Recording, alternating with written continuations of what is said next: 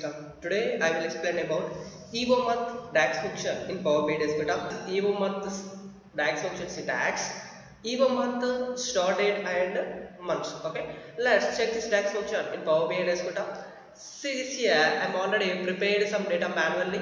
Okay, see this here, and next go to new column, click new column and type here EVO month.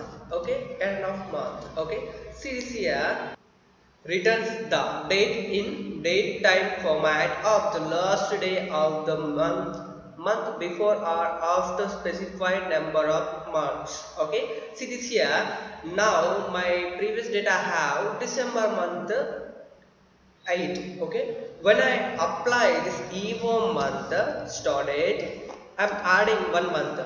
Okay, 1 month, I close this parenthesis.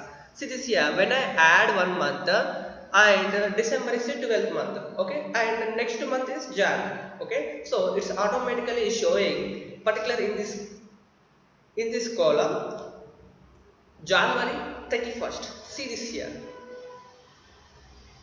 this is a end of month in January. Okay, this is EVO month DAX function. Okay.